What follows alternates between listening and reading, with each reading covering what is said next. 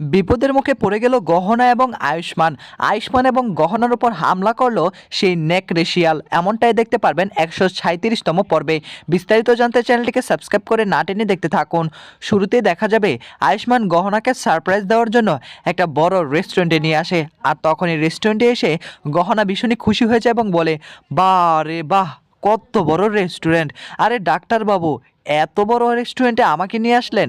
এখানে তো আমাদের গ্রামের সকলেই বসবাস করতে পারবে, এত বড় জায়গা। আর তখনই গহনার মুখে এই কথা শুনে আয়ুষ্মান হাসাহাসি করতে থাকে। হঠাৎ করে এক মহিলা আসে। মহিলা এসে গহনাকে ম্যাম আর আয়ুষ্মানকে স্যার বলতে শুরু করে দেয়। আর এটা দেখে আরও খুশি হয়ে যায় গহনা এবং আয়ুষ্মান। হঠাৎ করে তাদেরকে ওয়েলকাম জানায়।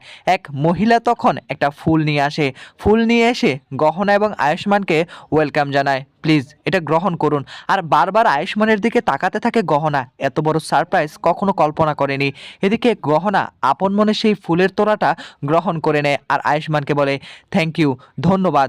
আসলে এত বড় সারপ্রাইজ আমি কখনো কল্পনা করিনি ডাক্তারবাবু। আয়ুষ্মান তখন গহনাকে বলে, কি ব্যাপার গহনা, তুমি মনে মনে কি বলছো? আমি তো কিছুই বুঝতে পারছি না। এদিকে গহনা তখন বলে, না না ডাক্তারবাবু, তেমন কিছু না, এরকম সারপ্রাইজ আমি কখনো পাইনি। এ বলে তখন আয়ুষ্মান তার একটা টেবিল থেকে চেয়ারটা সরিয়ে নেয় এবং বলে, চলো গহনা, তুমি এখানে বসে পড়ো। তখনই গহনা বলে ওঠে, না না ডাক্তারবাবু, আপনি আগে বসুন, আমি আপনার চেয়ারটাকে বের করে দিচ্ছি। তখনই আয়ুষ্মান বলে ওঠে, সবাই তো এটা করে, আমি না হয় অন্যটা করলাম, তুমি আমার জন্য কত কি করেছো, আর আমি এতটুকু তোমার জন্য করতে পারবো না? তুমি আগে বসো গহনা, তারপর আমি বসছি। এই বলে তখন আয়ুষ্মান গহনাকে ধরে চেয়ারের মধ্যে বসিয়ে দেয়। আর গহনা তো মুচকি মুচকি হাসতে থাকে।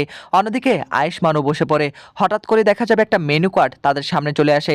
তখনই আয়ুষ্মান গহনাকে দিয়ে বলে, আচ্ছা গহনা, দেখো এখান থেকে কি কি তোমার পছন্দ হয়, সেই পছন্দ অনুযায়ী তুমি কিছু একটা অর্ডার করে ফেলো। আর এদিকে সেই মেনু কার্ডটা হাতে নিয়ে চোখ বড় বড় করে তাকিয়ে থাকে। এ তো ইংরেজিতে লেখা, আমি তো ইংরেজিতে কিচ্ছু বুঝি না। এই বলেই তো হতদম্ব হয়ে পড়ে গহনা। গহনা তার ডাক্তারবাবুকে বলে, আরে ডাক্তারবাবু, এখানে তো সব কিছু ইংলিশে লেখা, আমি তো ইংলিশ একদমই পারি না, আপনি একটু করে দেন না, আমি তো কিছু বুঝতে পারছি না। তখনই আয়ুষ্মান ওয়েটারকে বলে, আচ্ছা আমাদের জন্য একটা অ্যাভোকাডোর সুশি নিয়ে আসেন।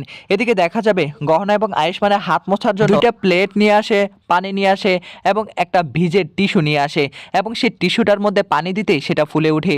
গহনা ভেবেছিল এটা মনে হয় খাবার, এত তাড়াতাড়ি খাবার চলে আসলো ডাক্তারবাবু, তো আমি তো কিছুই বুঝতে পারছি না। এ বলে তখন গহনা সেই টিস্যুটা খেয়ে ফেলার চেষ্টা করে। তখন আয়ুষ্মান বলে ওঠে, আরে গহনা, এটা তুমি কি করছো? তুমি কেন এটা খাচ্ছ? এটা তো খাওয়ার জন্য দেয়নি, এটা তো হাত মোছার জন্য দিয়েছে, এটা তো টিস্যু। তুমি আসলে না কিছু বুঝতে পারছো না। আচ্ছা সমস্যা নেই, আস্তে আস্তে সবকিছু বুঝে ফেলবে। টেবিলে সুশি নিয়ে আসে। গহনা তখন বলে ওঠে, ডাক্তারবাবু এটা কি? এটা তো আমি আগে দেখিনি। তখনই আবার আয়ুষ্মান বলে ওঠে, এটা হলো সুশি। তখনই গহনা বলে ওঠে, সুশি বললেই হলো? এই সুশি খেয়ে কি আমি খুশি হতে পারবো? আমার কাছে কিন্তু এসব কিছু একদম ভালো লাগে না।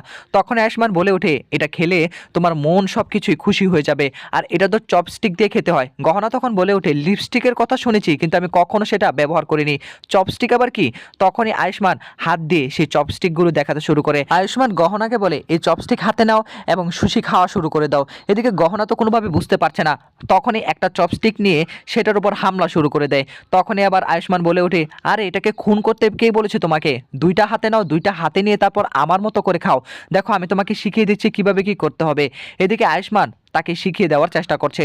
অন্যদিকে বাড়ির মধ্যে দেখা যাবে আলিয়া তার মায়ের সঙ্গে বসে কান্না করছে এবং বলে, আমি মরতে মরতে বেঁচে ফিরে এসেছি মা, কিভাবে যে ফিরে এসেছি আমি নিজেও বলতে পারবো না।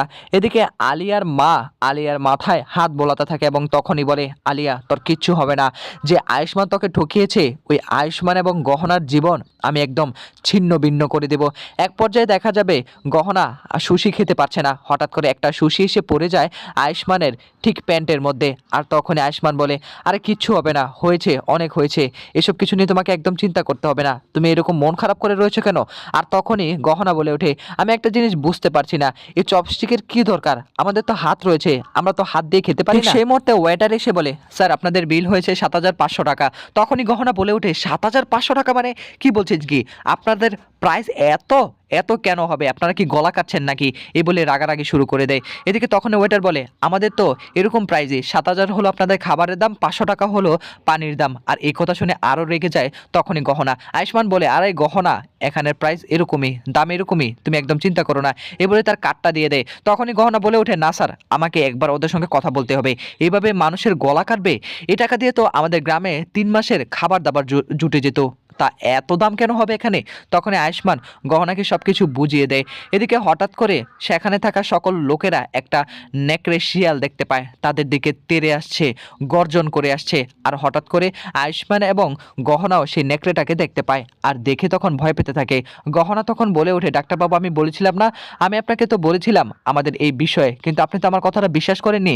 দেখলেন তো এখানে সেই নেকড়ে শিয়ালটা চলে আসছে। সকলে সেখান থেকে পালিয়ে যায়, কিন্তু আয়ুষ্মান এবং গহনা পালাতে পারে না।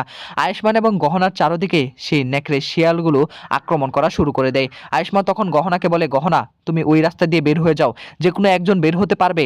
তখনই গহনা বলে, না আমি একা কোথাও যাব না ডাক্তারবাবু, আপনাকে ছেড়ে প্লিজ। তখনই আয়ুষ্মান বলে ওঠে, আমার কিচ্ছু হবে না, প্লিজ গহনা বোঝার চেষ্টা করো। তখনই গহনা বলে, না না আমি কোথাও যাব না। এই বলে তখন গহনা আয়ুষ্মানকে জড়িয়ে ধরে ফেলে, আর আয়ুষ্মানও গহনাকে জড়িয়ে ধরে ফেলে। আর তখনই গহনা বলে ওঠে, বাঁচতে হলে একসঙ্গে বাঁচবো, আপনাকে ছেড়ে আমি কোথাও যেতে পারবো না। তখন আয়ুষ্মান বলে, প্লিজ প্লিজ এক্ষুনি এখান থেকে পালাও, না হলে সর্বনাশ হয়ে যাবে, ওরা তো এগিয়ে আসছে। এই বলে তখন চিন্তার মধ্যে পড়ে যায়। তো বন্ধুরা কি হতে চলেছে আগামীতে জানতে হলে চ্যানেলটিকে অবশ্যই সাবস্ক্রাইব করে দেখতে থাকুন আমাদের চ্যানেলে।